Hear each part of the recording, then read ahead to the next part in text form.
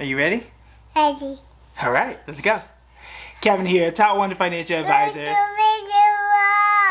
and best-selling author. We are here to talk about the stock market. All right, the stock market is crazy. Upstart is in flames. Is this a sign to sell everything, take it out of your investment account, and go put it into a savings where you can get a higher interest rate? Does that make a lot of sense? I would say 98% of the time that answer is no. Okay, is it fun if you invest in something like that? No, the answer is not fun. But this is what separates good investors from people who just pick stuff, right? This separates and people who choose quality index funds and quality companies from people who just choose stuff. And I'm starting to really see this both on public and on YouTube and Twitter and Instagram, where I see people who, like, I'll go and look at their portfolios or say, hey, my GameStop, my AMC is down. Notice those AMC people are quiet now. Those GameStop people are quiet now. And I've been saying for a while, a lot of those companies just didn't make sense. I've been saying for a while now, for 2 years, in fact, that GameStop is the next Blockbuster. It's just a matter of time. Quality matters. And yes, you can own a quality company like Apple, and we'll talk a little bit about that. It's still down, right? But it's not down 56%. It's not down 70% like a lot of these companies are. Okay, so let's talk a little bit about why you don't necessarily want to sell and the one situation why you may want to consider doing that. So I'll talk about why you don't.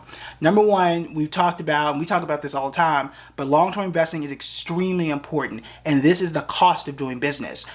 A lot of people rather, got fooled and tricked into starting to invest in 2020, and that's fine. I'm glad you're here. I'm glad you're starting to invest, but got into it and the market bounced and everything left and right was working. It was, I don't want to call it a fool's market, but it felt like anything you could pick in 2020 and to a degree in 2021 went up, no matter if it made sense or if it didn't make sense. That's not the case anymore. And that wasn't the case in 2019 or 2018 or almost any year before that. People got really lucky and assumed that the 2020 stock market was normal and that this was what they had been missing out on in life. And even, hot investments like the ARK ETF was up, whatever it was up. Tesla was up 400%, like just ridiculous numbers. I invested in Tesla and that didn't make any sense to me, right? It didn't make any sense to me. I'm like, hey, I'll take the gains, but I know this is not normal life. Every year, you're not going to get a stock that's up 400% and gets added to the S&P 500 and makes, someone the richest person in the world, which happened to Elon Musk. He was not near that. Well, he was near that list, but he was not at number one prior to the pandemic. And a lot of the environment just pushed that stock up. He became a meme himself. He's sponsored to a degree a meme coin, and now he bought Twitter. All of that really started back in 2020. And a lot of that, culture of people being home, people watching my YouTube videos a lot more, my following blowing up, like everybody just got into investing, learned a whole bunch about it, and was like, hey, I'm gonna take a snapshot. 2020 is all of life, and this is exactly what investing is like for forever and ever and ever. That's not the case. I've been doing this since 2010. Okay, that ain't how investing goes every single year. Some years are like that. Some years are closer to 2021. Some years are closer to 2019. And some years are like 2022. Okay, so it varies. We always say that 7% average that we say the stock market can get you is always an average. It's almost never exactly the percent that you're going to get in any given year. Okay, so here's what you need to know. Here's what you need to understand. In a time like this, where the market is wild, because I started off up 400 points, it was down 500 points, and somehow the market was up. I'm not going to ask no questions. This is 2022. It's just going to be like that, okay? But the main thing is this. When you invest in quality, well, first, invest in quality. Not everybody does. When I say invest in quality, we talked a little bit about fundamentals. I did an entire video about understanding the balance sheet. Invest in companies that have money. Invest in companies that make stuff and are very good at making that stuff.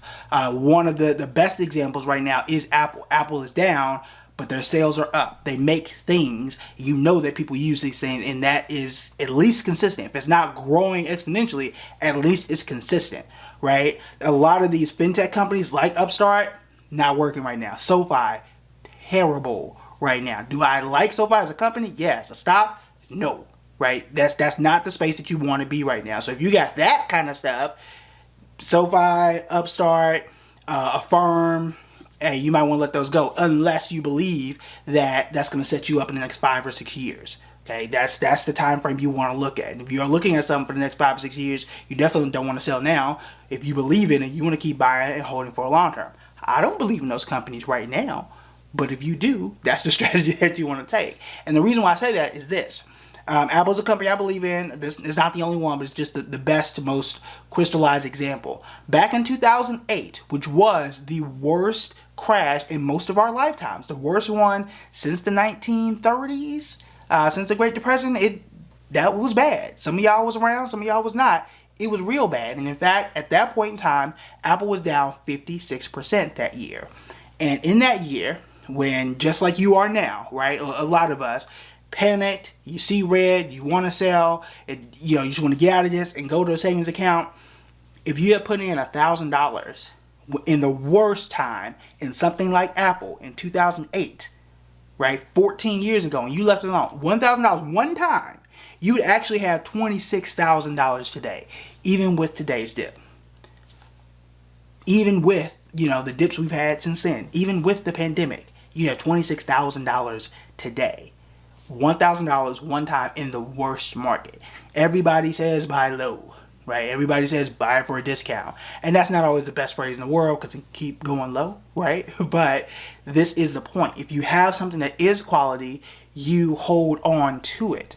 And you have to remember that unless you are using the money or plan to use the money within the next year or even, a year or less, really, then you don't really need to be concerned. Because you're going to take it out and do what with it? Put it in savings? Is that really going to help you when inflation is 8%? Not really, right? You get to at least freeze it and don't see the account balance drop. But then what's going to happen when you are ready to go back and buy whenever the market may recover? Today was up. Now, I don't think it's a recovery by any stretch of the imagination. But what if it was? Then you have to withdraw the money, deposit it, and then invest in it. Between those 3 days, between that transfer process, you would have missed out on whatever you think you could have right now. Taking your money out feels like the right thing, but usually history shows us that it is not. If you had took your money out of Apple in 2008, guess what? You are never going to get a 2008 price for Apple again. And that $26,000 that you could have had, you will not get again. This is that opportunity.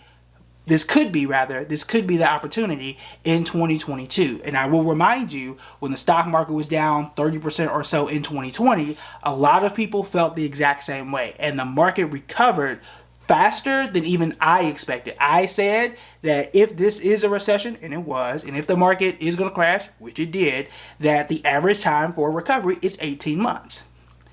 It recovered in like 3. So I didn't expect it to come back as fast as it did. So for you, there is hope that, hey, maybe before the end of the year, the market could recover. Do I think that's likely? No, but it could, right? But the important thing here is focus on that quality and continue to hold quality companies. Just like I mentioned yesterday, I think it was Apple had $21 billion. Are they really going to go broke?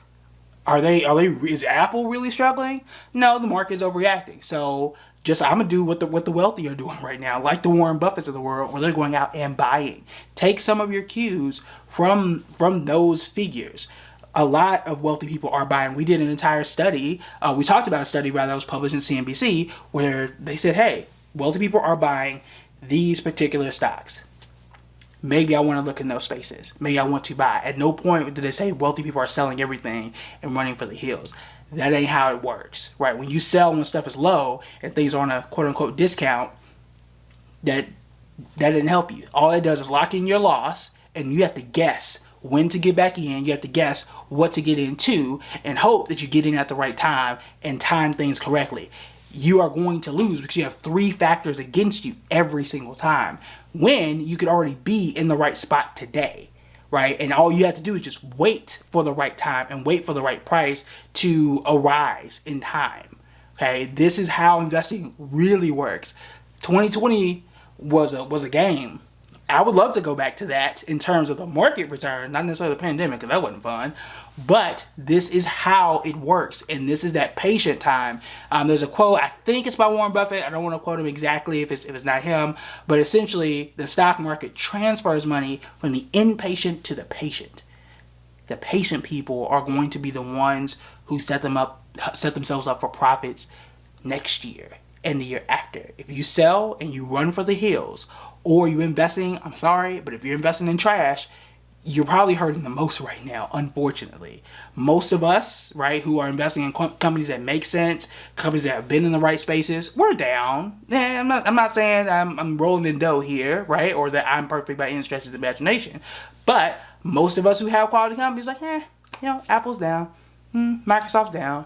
It's not down 50%, right? And we just let things ride out, and that is one of the best things you can do, with the exception of people who need the money like next month. You're trying to buy a house and you need a down payment, and your plan was to use your investing account. Yeah, that makes sense. You want to get out now because it could get worse, right? You want to guarantee the funds you have for a down payment or whatever you're going to use the money for. But if you're a long-term investor, even with your retirement account, unless you are planning to retire in the next 3 to 5 years, let it alone. Leave your 401k alone. I ain't looked at my 401k. I am leaving it alone. I'm not going to use it for another 20-something years. If you're not going to retire for another 10, 15 years, even another 7 years, leave it alone. You got 7 years to recover. Don't let 5 months mess up the next 7 years. Like, look at it that way. You're letting 5 months, or really bad 5 months, throw off the next 5, 10, 15 years. Do you think in the next 7 years, the next 5 years, that the market can get over a 5-month hump, a 5-month, dip, 5-month fall down the stairs, whatever you want to call it? Yeah, you saw it 2 years ago. You saw it 2 years ago. You saw it recover from 2008. So you are going to be fine if you invest in quality, if you hold index funds, and if you hold. If you don't hold and you sell, I can't help you, man. Once it's gone, it's gone. Right? And you're not going to be able to turn the clock back and get some of the quality companies and prices that you are seeing today. Right? That's it for me. I will talk to y'all tomorrow. If you want me to cover a specific company or you have a specific question, let me know in the comments below. If you want to learn how to invest better and you want to support the channel, make sure you go to buildingbread.com/tools. That is Investors Toolkit.